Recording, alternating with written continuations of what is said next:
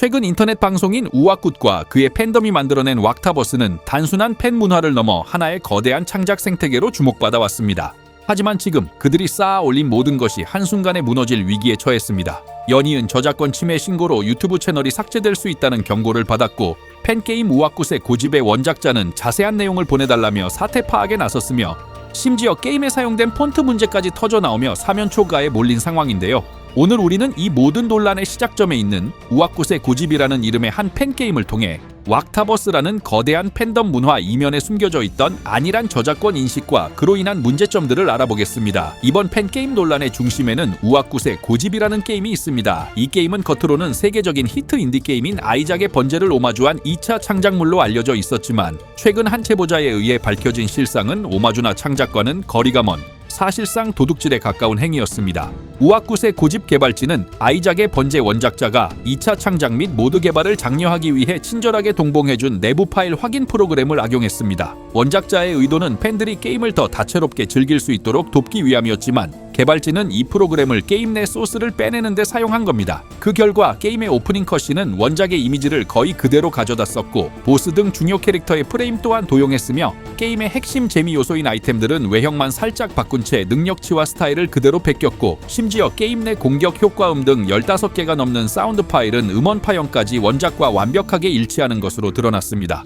더욱 심각한 문제는 이 게임이 비상업적이라는 2차 창작의 대원칙을 어겼다는 점입니다. 우와굿의 고집은 2022년 왁타버스 연말 공모전에 출품되어 2위를 차지했고, 그 대가로 200만 원의 상금을 받았습니다. 명백한 수익 창출 행위였죠. 심지어 이 과정에서 BMW, 배달 이민족, 한솥도시락 등 유명 기업들의 로고를 무단으로 도용하기까지 했습니다. 결국 이 게임의 실행 화면에 나오는 원작을 존중하고 무료 소스 등을 활용해 개발했다는 문구는 완벽한 거짓말이었던 셈입니다. 2차 창작이라는 명분으로 원작 개발자의 노력과 헌신으로 탄생한 게임성을 짓밟고 그것으로 돈까지 벌어들인 것입니다. 이런 표절 게임이 버젓이 유통될 수 있었던 배경에는 스트리머 우와굿과 그의 팬덤이 있었습니다. 이 게임은 왁타버스 게임즈와 60만 명이 넘는 팬카페 왕물원을 통해 수십만 건 이상 다운로드되었고, 우와굿 본인을 포함한 여러 스트리머들이 방송 콘텐츠로 활용하며 그 인기에 불을 지폈습니다. 이는 원작자의 권리를 침해하고 정당하게 2차 창작에 나서는 다른 선량한 개발자들을 허탈하게 만드는 행위였습니다. 문제가 불거지자 일부 팬들 사이에서는 아이작의 번제는 오픈소스 게임이라 문제가 없다는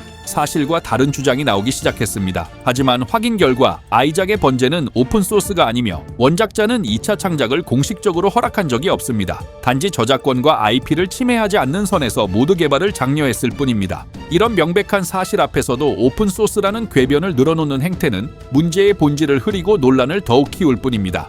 결국 이 모든 내용은 원작 개발자인 에드먼드 맥밀런에게 전달되었는데, 그는 이 사실에 대해 들었지만 정확히 무슨 일이 일어났는지는 이해할 수 없다며 자세한 내용과 자료를 보내달라고 요청하며 직접 사태 파악에 나섰습니다. 이들은 이미 사과문에서조차 2차 창작 가이드라인이 없어서 어떤 점이 표절인지 몰랐다는 이해하기 힘든 변명을 늘어놓은 바 있습니다. 가이드라인이 없으면 하지 말았어야 할 일을 마치 원작자 탓인 것처럼 이야기한 셈이죠. 이제 원작자와의 대면은 피할 수 없게 된 상황에서 이 게임에 숨겨진 문제는 여기서 그치지 않았습니다. 어쩌면 원작자와의 분쟁보다도 더 현실적이고 골치 아픈 폰트, 즉 글꼴 파일의 저작권 문제가 남아있었기 때문입니다. 우와굿의 고집과 같은 팬게임에서 시작된 논란은 게임 곳곳에 사용된 폰트 문제로까지 번졌는데, 이는 왁타버스 팬덤의 저작권 인식이 얼마나 부족했는지 보여주는 또 다른 사례입니다. 분석 결과 게임 내 오프닝 영상과 각종 메뉴 화면 등에는 HY 헤드라인이라는 폰트가 사용된 것으로 확인되었는데, 이 폰트는 우리나라 대표 워드 프로세서인 한컴 오피스를 설치하면 컴퓨터에 자동으로 설치되는 매우 익숙한 글꼴이라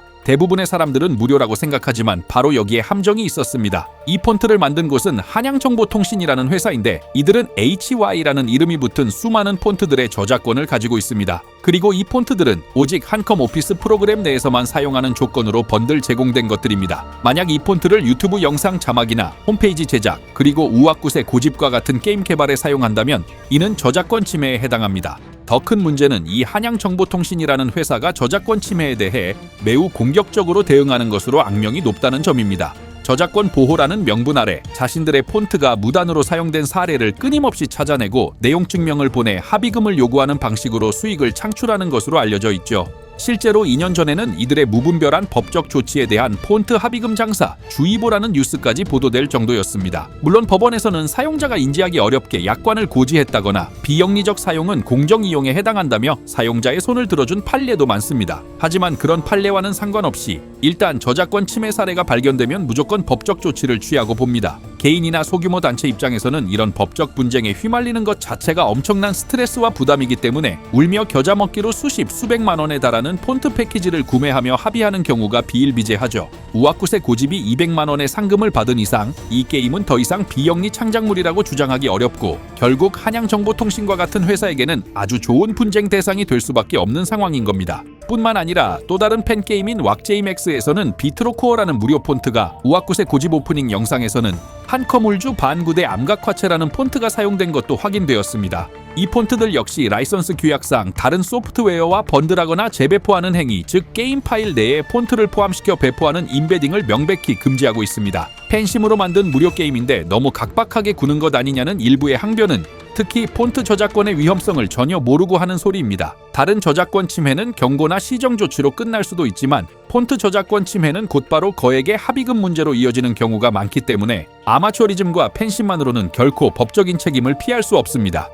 결국 우아쿠세 고집이라는 하나의 팬게임에서 시작된 논란은 원작자와의 IP 침해 문제, 그리고 폰트 저작권 회사와의 법적 분쟁 가능성이라는 두 개의 거대한 법적 리스크를 남겼습니다. 그리고 이 문제들보다 더 즉각적으로 다가온 위협은 바로 유튜브 채널 자체가 사라질 수 있는 실질적인 존폐의 위기입니다. 가장 먼저 행동에 나선 것은 2세계 아이돌의 리와인드 뮤직비디오 원작자인 뱁시 트레인이었습니다.